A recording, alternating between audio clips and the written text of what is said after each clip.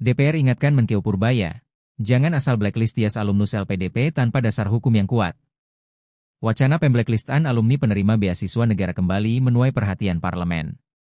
Ketua Komisi X DPR RI Hetifah Syaifudian mengingatkan Menteri Keuangan Purbaya Yudi Sadewa agar setiap langkah yang diambil tetap berpijak pada aturan hukum yang berlaku, khususnya terkait rencana memasukkan Dwi Sasetyaning Tias, DS, ke dalam daftar hitam pemerintahan. Peringatan ini muncul di tengah polemik nasional mengenai tata kelola dan tanggung jawab penerima beasiswa Lembaga Pengelola Dana Pendidikan, LPDP.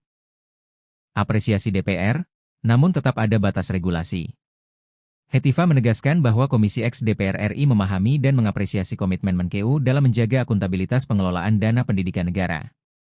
Meski demikian, ia mengingatkan bahwa kebijakan apapun termasuk wacana blacklist harus tetap mengacu pada ketentuan yang berlaku. Komisi X DPR RI mengapresiasi perhatian dan komitmen Menkeu dalam menjaga akuntabilitas pengelolaan LPDP.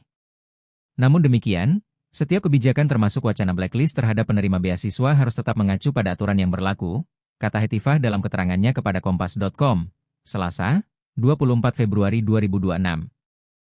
Pernyataan ini menjadi sinyal bahwa dukungan politik tidak serta-merta menghapus keharusan prosedur hukum. Syarat blacklist, bukti dan mekanisme yang jelas. Lebih lanjut, politikus Partai Golkar tersebut menjelaskan bahwa penerapan sanksi berupa blacklist tidak dapat dilakukan secara sepihak. Menurutnya, harus ada dasar pelanggaran yang nyata serta mekanisme evaluasi yang terbuka. Berbasis bukti pelanggaran yang jelas, serta melalui mekanisme evaluasi dan penegakan sanksi yang transparan dan proporsional, kata Hetifah. Ia menekankan pentingnya prinsip kehati-hatian agar penegakan sanksi tidak melanggar asas keadilan dan kepastian hukum. Hetifah juga mengingatkan bahwa LPDP merupakan instrumen strategis negara dalam membangun kualitas sumber daya manusia Indonesia. Dana yang dikelola berasal dari uang publik dan ditujukan untuk kepentingan jangka panjang bangsa. Karena itu, setiap penerima LPDP memiliki kewajiban moral dan kontraktual untuk kembali dan berkontribusi bagi Indonesia sesuai ketentuan yang berlaku, dengan tetap menjunjung prinsip due process, kepastian hukum, dan tata kelola yang adil, tutur Hetifah.